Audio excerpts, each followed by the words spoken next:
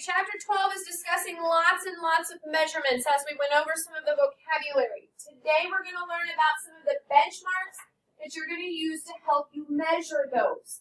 I'm going to tell you, you're going to get a lot of information today. You're going to have a lot of those words we discussed on our vocabulary, so pay attention to how they kind of go together. All right?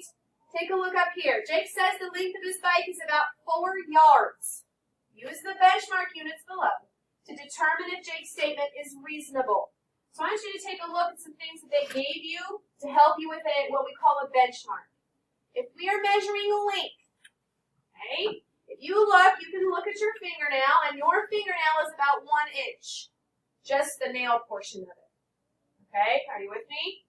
So that's what they're using as a benchmark there. They're telling you that a tag on your car would be about 1 foot. Okay?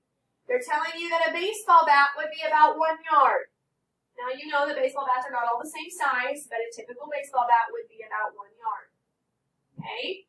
And then if you ran a mile in about 20 minutes, that would be your mile. If you went about 20 minutes, you would have a mile. Does that make sense? Now it says a mile is a customary unit for measuring length or distance. So these are either measuring length or a specific distance. The benchmark shows the distance that you can walk in about 20 minutes. So if you were walking in 20 minutes, you would go about a mile. Okay? So that one is definitely a distance one, right? These are your lengths. So it says a baseball bat is about 1 yard long. Since Jake's bike is shorter than 4 times the length of a baseball bat, his bike is shorter than 4 yards long. Do you see up here where he said it was 4 yards? So if I'm looking at my yard, okay, and I laid out 4 baseball bats, are you with me? He's saying that his bike is shorter than that, so his is not correct. So Jake's statement is not reasonable. So you're going to write is not in this line here.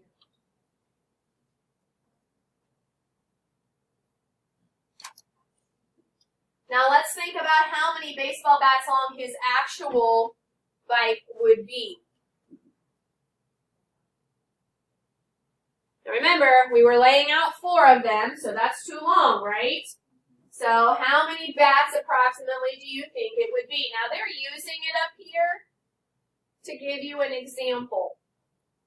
So we know we're going to use how many at least? 1. Are we going to be able to use 2? No, so we're going to say 1 1/2. So we're going to have 1 1/2 baseball bats in order to meet Jake's bicycle. Everybody kind of following on that. So use these little benchmarks to think about what kinds of length you might have. Your fingernail for 1 inch, one of your tags on the car for 1 foot, a baseball bat for 1 yard, and then you can think about walking for 20 minutes. Now, obviously, some people will walk faster than others, right? So that's why it's an estimate. All right, so those were length, right? Now look down here. We have some customary units that we're going to use for volume and for weight. So take a look here. Here are all the ones that we kind of discussed on our vocabulary. Your 1 cup is 8 fluid ounces. Then you have your pint, which comes next. You see the carton of it. Then you have a quart. Typically, you're not going to see them in quarts like that much anymore, but you might. 1/2 gallon, and then your gallon. Do you have some of these in your house? Sure, you should. Again, that's why I asked you to go home tonight and look at them, see what they say for fluid ounces, see if they actually say that they're a pint on there or what they are. Okay, it says, about how much liquid would be in a mug of hot chocolate? Which one of these measurements would be a mug of hot chocolate? Cheyenne? This right here is going to be your mug of hot chocolate. If I pour that whole thing in a little mug, is it going to fit? Yes or no? No. It's going to overflow and you're going to have a big mess. A mug of hot chocolate. I'm talking, guys, when they discuss a mug, they're talking the ones that have a little handle on them. They're only about this tall. Not one of those gigantic ones that everybody likes to use for hot chocolate. Does that make sense? So a mug would be be worth what, Elena? Okay, guys, you're getting larger. If we can't put a pint in there and it's going to overflow it, obviously a quart's going to overflow it even more, right? So what should it be? Only a cup. Okay, if you look, and actually a mug is about the same as that. So you're going to put 1 cup here.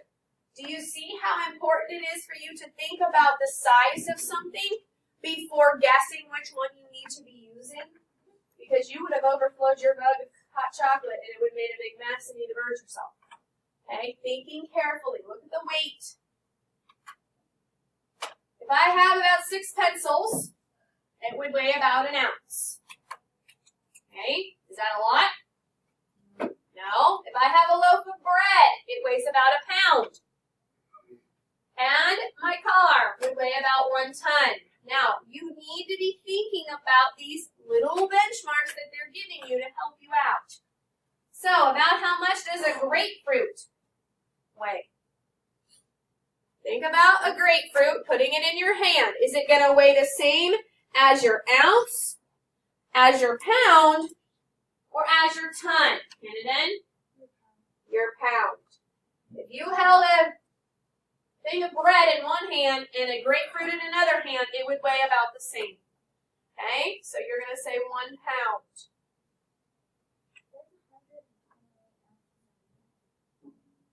Glad you know those things. Lots of things to think about. That's probably not something you're going to use a lot of here with these, but it could. Could come in handy. Any questions on these things? Now, I'm not telling you you have to memorize these particular customary units, but it's something that you need to think about. Okay? What page? Here's some more.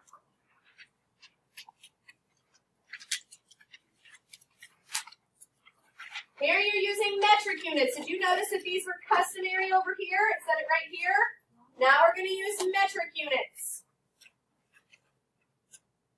So you have about a 1 millimeter. You see where it goes there on the ruler. Okay. 1 centimeter would be this direction on your finger, not the fingernail, but going across your finger is about a centimeter. If you held your hand out, going across from the end of your thumb to the other part of your palm would be about a decimeter. Is everybody seeing that? Now, again, not everybody's is going to be exact, but it can be similar, right?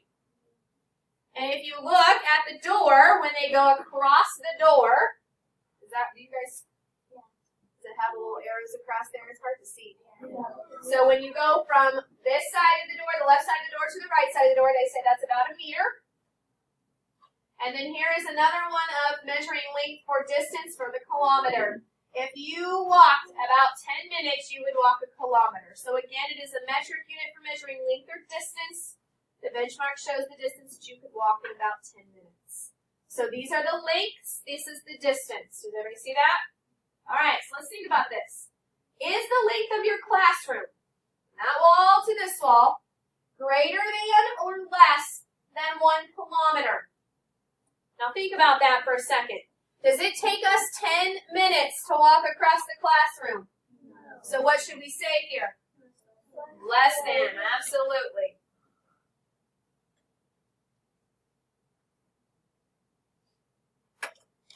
Really old. It's still probably not going to take you 10 minutes to walk across the classroom. If you look, the next one's our liquid volume. We have milliliter, so if you see they're filling up the little, I can't think of the name of whatever you call this at the moment. If you fill it up, you would have 1 milliliter. And then if I have this particular thing, this would be about 1 liter.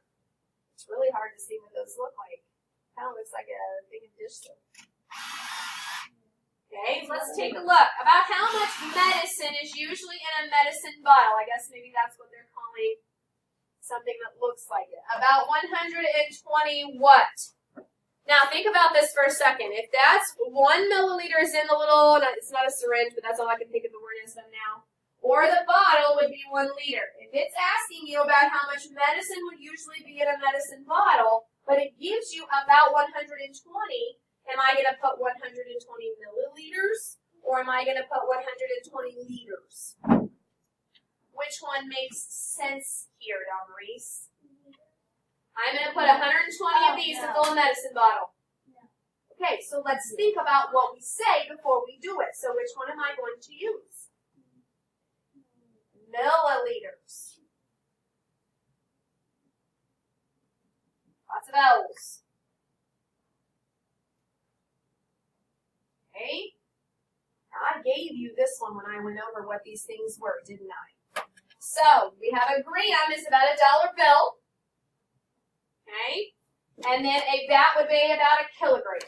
So what would the mass of a paperclip be? I told you this if you were listening. David, about a gram.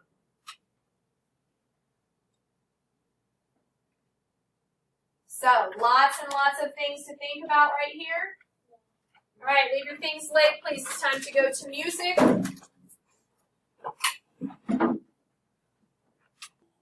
All right, now you're going to use those benchmarks to choose which ones of the units you would use to measure each thing that they're asking about. So if you need to flip back to the pages before to look at those benchmarks, please do that. Now, as you can see, we're dealing with metric units first. So we're going to use benchmarks to choose the metric unit that you would use to measure each one of these. Here are your metric units in the box. You have centimeter, meter, kilometer, gram, kilogram, milliliter, and liter. So, if I want to measure the mass of a strawberry, look up there in that list. You might have to go back and look at your benchmarks. What would I measure a strawberry with? Which one of these units over here? Now remember, some of them are measuring length, some of them are measuring your distance, some of them are measuring your mass. This one is the mass of a strawberry. So which ones of these are even mass? That may be the first thing that you need to think about. So Elena, what are you thinking about measuring it with? Remember, we do mass of a strawberry. So, if you can't remember what was measured in mass, you go back to where it says mass. Some of you are not going back and looking, and you have what? Grams and kilograms. So, the only ones you can pick for mass are grams and kilograms. So, Elena, which one of those would be better suited for the mass of the strawberry? A gram. So, that's what you will be writing. Okay. So now, number 2 is asking you about the length of a cell phone. And did you hear the word length? So you need to look up there and which ones of these measurements are going to be length.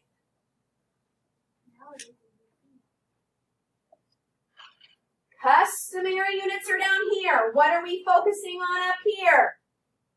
Metric, and you're going to have to know both of them. So I'm going to go to the length, and I'm going to look at the metric units, and I see millimeters, and I see centimeters, and I see decimeters, I see meters, and I see kilometers. So the ones up here are the ones I would be using, right? Now out of those 3, which one makes the most sense for the length of a cell phone? Centimeter, meter, or kilometer? Really? A centimeter, for sure. Now, that doesn't mean that you are measuring it with just 1 centimeter. You're going to actually measure it in centimeters and see how many centimeters long it would be. Okay? Does that make sense? All right, let's go down to the next one. This time we have 2 measurements, and we have to decide which one is the better estimate. The width of a teacher's desk. Would it be easier or correct to say 10 meters or 1 meter? What are we thinking here?